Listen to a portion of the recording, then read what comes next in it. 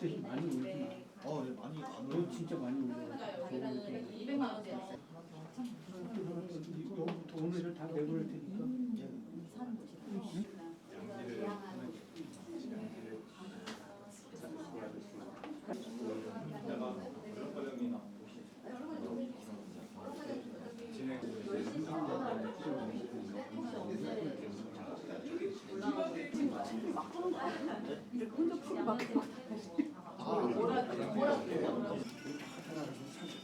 예, 개운산도 있고. 예. 주방이 좋아요. 시설들은 좀 둘러들 보고 오셨어요? 네. 표정이 안 본 것 같은데. 여기 오면 시설부터 한번 쫙 둘러봐야 느낌이 팍 오는데.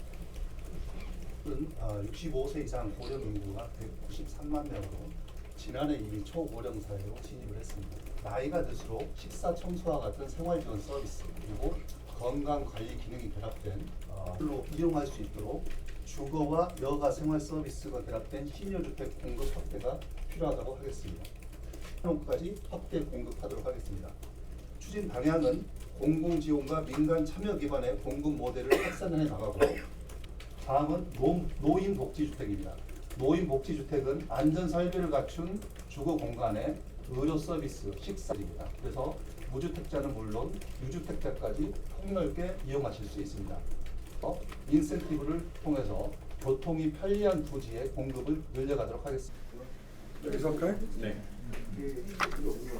메시지 말씀해. 여기가요? 제가 잘한 데예요. 종암동. 제가 초등학교는 아니다. 중학교, 고등학교, 대학교까지 학창시절, 주요 학창시절은 전부 종암동에서 성장을 했습니다. 여기서 조금 떨어진 저 고려대학교 후문 쪽, 그쪽에서 성장을 해서 와보니까 그러네요. 오다 보니까.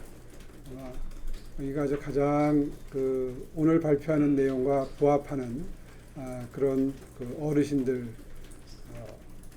주거 공간이 아마 표준 모델 같은 곳이라서 여기를 선택한 것 같은데, 와 보니까 제가 성장한 곳이라 더 마음이 좀 푸근해지는 느낌입니다. 오늘 오후에 이제 제가 업무 정지를 하고 오후부터 이제 후보자 신분으로 예비 후보 등록을 하고 선거운동을 하는 첫날인데요. 사실 오늘 오전부터 나갈까 고민을 하다가 이것만큼은 좀 발표를 하고 나가서 선거운동에 돌입하는 게 바람직할 것 같아서 오늘 사실상 업무 정지하기 직전에 마지막 일정을 바로 이거 어르신 주거 형태를 앞으로 어떤 것을 공급을 해야 될지 발표하는 자리로 준비를 했습니다. 오늘 저는 우리 시대의 가장 절박한 숙제이자 서울의 내일이 걸린 시니어 주거의 새로운 방향을 말씀드리고자 이 자리에 섰습니다. 65세 이상 고령 인구가 약 193만 명에 이르는 서울은 이미 초고령 사회에 돌입했습니다. 변화는 오래전부터 예고됐지만 그 대응은 상당히 늦었습니다. 2025년 사회조사에 따르면 어르신 10분 중 9분이 살던 곳에서 품위 있게 나이 들어가고 싶다, 이런 희망을 품고 계십니다. 지극히 보편적이고 아주 소박한 바람이지만 현실은 그 기대에 못 미치고 있습니다. AIP라고 들어보셨을 겁니다. Aging in Place. 일본의 경우에 살던 집에서 일상적인 삶과 돌봄이 이어지는 이 AIP가 정착이 되어 있지만 우리 어르신들은 집안에 고립된 채로 버티시다가 결국에는 요양원으로 바로 가시게 됩니다. 안전하고 쾌적한 시니어 주거 인프라는 턱없이 부족하고 시장에 공급되는 시니어 주택은 고가에 치우쳐 있기 때문에 평범한 어르신들께서는 여전히 높은 문턱을 느끼고 계십니다. 고가의 실버타운 위주로 편제된 시니어 주택 시장에서 서울의 중산층 어르신들이 사실상 선택지 없는 사각지대에 놓여 계십니다. 이제는 그 사각지대, 공백을 메우는 준비를 시작해야 된다, 이렇게 판단을 했습니다. 어디에 사시든 모아둔 노후 자금이 어떻든 간에 어르신들 누구나 누리실 수 있는 합리적인 가격의 시니어 주거 모델이 절실한 시점입니다. 서울시는 식사와 여가는 물론 건강관리와 커뮤니티까지 어우러진 서울형 시니어 주택으로 어르신 주거의 새로운 기준을 세우겠습니다. 이를 위해서 공급의 속도와 규모를 과감히 높이겠습니다. 2040년까지 8,000호였던 공급 계획을 작년 5월에 발표를 이미 했는데요. 좀 더 많은 물량을 좀 더 빠른 시간에 공급을 하겠습니다. 2035년까지 12,000호로 앞당겨서 확대하고 중장기적으로는 3만호 확보를 목표로 하겠습니다. 또 무주택 중산층을 위한 어르신 안심주택이 차질 없이 공급되도록 건설자금 이자와 공공기업 완화 등 파격적인 인센티브로 민간의 참여를 유도하겠습니다. 아울러서 노인 복지주택에 대한 용적률 완화와 용도지역 상향, 높이 규제 개선을 통해서 소득과 생활 여건에 맞는 다양한 주거 선택지를 어르신 스스로 고르실 수 있도록 합니다. 행정은 도시계획 인센티브로 길을 열고 기업은 생활 지원으로 여가 건강관리까지 수준 높은 서비스를 제공하는 민관 협력 시니어 주거 생태계를 만들겠습니다. 오늘 발표하는 계획은 부모님을 모시는 자식의 마음으로 그리고 곧 이 길을 걷게 될 우리 모두의 미래를 위해서 공들여서 빚어낸 서울시의 약속입니다. 나이 들어간다는 게 두려움이 아닌 기대가 되는 도시, 노후가 삶의 끝이 아닌 품위의 완성이 되는 삶의 질 특별시 서울 반드시 완성해 가도록 하겠습니다. 감사합니다. 네, 오늘 예비 후보 등록하시는 걸로 알고 있는데요. 마지막 일정으로 시니어 주택 현장을 선택한 좀 특별한 이유가 있는지 질문드립니다. 사실 오늘 발표하신 시니어 주택 공급 계획은 정원 후보 주택 공약인 수요 맞춤형 주택 공급의 한 사례로 보이는데요. 이제 서울시는 목표하고 오늘 이제 구체화된 달성 방안을 제시를 했고, 그리고 민간 사업성을 높여주는데 방점을 찍은 반면에 정 후보는 수요 맞춤형 공급이라는 목표만 있고 어떻게가 빠져 있습니다. 특히 시니어 주택 공급이나 청년 주택까지 이런 민원 응답형 주택 공급들을 다 재정으로 한다면 결국엔 또 시민에게 큰 부담이 될 것 같은데 관련한 시장님 견해 여쭙습니다. 네, 방법론에 대해서는 저희는 항상 시장 수요를 촉진시키고 유도하는 형태의 시장을 바탕으로 하는 정책을 구상을 하고요. 민주당 쪽은 이제 공공이 주도하는 그런 형태의 정책을 구상을 하는 걸로 큰 틀에서 대별이 되곤 합니다. 이번 사례도 지금 질문을 굉장히 콕 집어서 질문을 해주셨기 때문에 제가 설명드리기가 매우 편한데요. 사실은 큰 틀에서의 설명을 드리면 이렇습니다. 요즘에 우리나라도 그렇고 일본은 진작 20년 전부터 그런 준비를 해왔고 AIP라는 언급을 제가 아까 잠시 했는데요. 이게 영어로 하면 Aging in Place. 그러니까 내가 살던 동네에서 나이 들어가고 싶다. 인생을 마감하고 싶다. 이제 그런 뜻이고요. 이걸 왜 AI H 그러니까 홈 그러니까 내 집에서 나이 들어간다. 이런 설명을 하지 않고 왜 플레이스를 쓸까? 이걸 이제 연구를 해보면 집이 중요한 게 아니라 커뮤니티가 중요하다는 이야기를 합니다. 그러니까 연세가 들어가시면서 내가 평소에 친하게 지내던 이웃들, 그 이웃들 사이에서 함께 어우러져서 나이 들어가길 바라고, 그렇게 되기 위해서는 이 의료와 돌봄이 필요하다.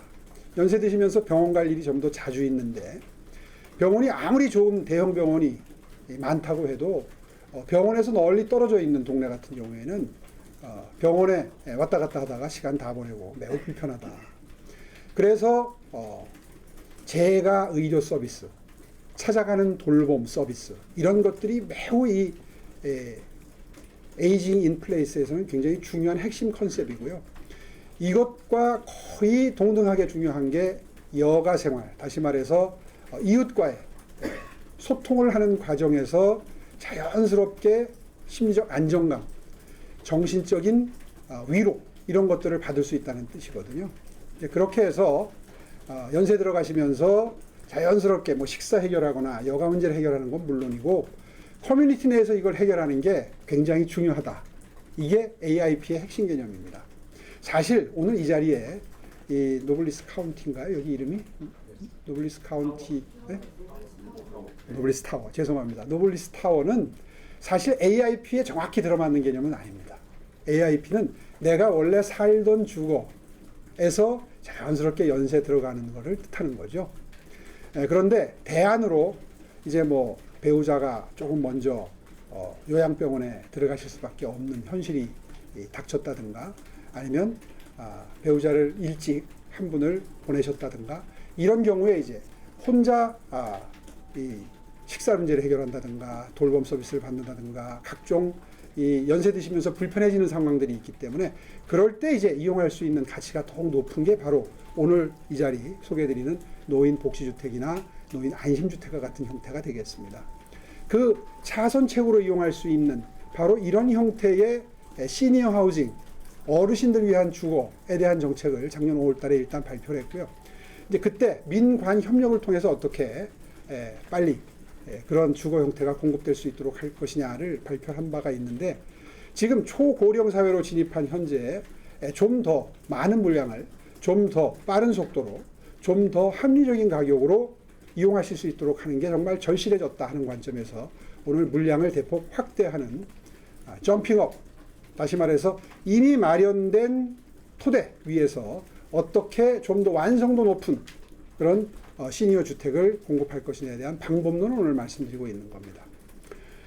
일본 사례를 연구해 보자고 했습니다. 그래서 주택부서에서 일본 사례를 연구를 했는데 이미 여기 아까 자료에서 보신 것처럼 요양형, 그러니까 몸이 편치 않은 분들 요양병원으로 들어가잖아요. 그게 거의 한 도쿄에서는 10만 명 가까이.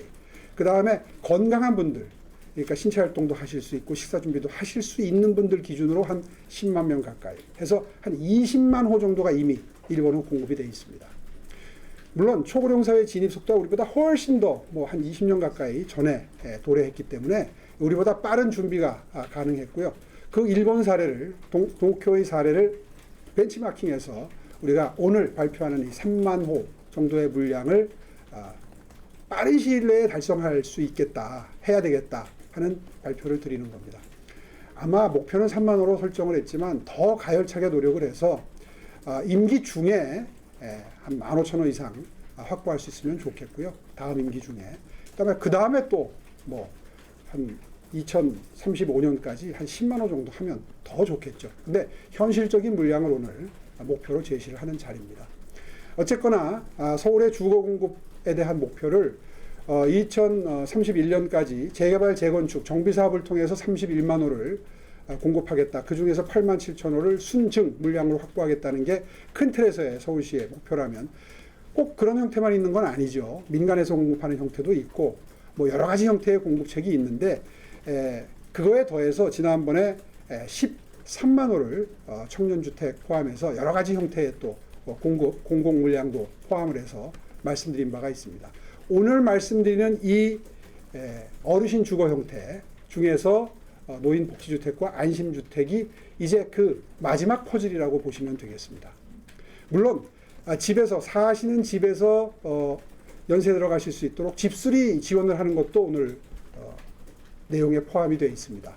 그런 것은 이제 전형적인 AIP, Aging in Place의 사례가 되겠죠.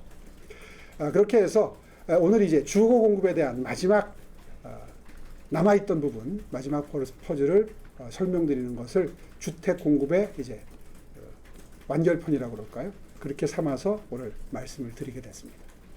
그래도 아무래도 소득이 한정된 어르신들 입장에서는 뭐 월에 뭐 관리비 포함 생활 서비스가 월에 뭐 110만 원 정도면 좀 가격 부담이 있으실 것도 같은데 실제 공급되는 만큼의 수요가 좀 있을 것으로 보시는지 궁금하고요.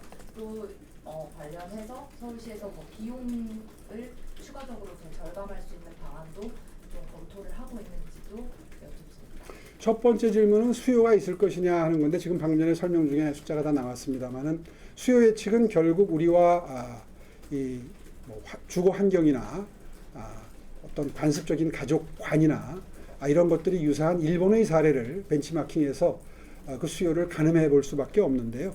방금 전에 말씀드린 것처럼 일본에는 이미 요양형과 주거형 두 개를 합해서 한 20만 호 가까이 공급이 되어 있는 상황이기 때문에 앞으로 한 10년 뒤를 목표 시점으로 본다면 3만 원 정도는 뭐 지금 너무 목표를 적게 잡은 게 아닌가, 오히려 수요를 더 많이 잡아야 되는 것이 오히려 정확한 수요 예측이 아닌가 싶을 정도로 오늘 사실 보수적으로 목표를 잡은 것이고요.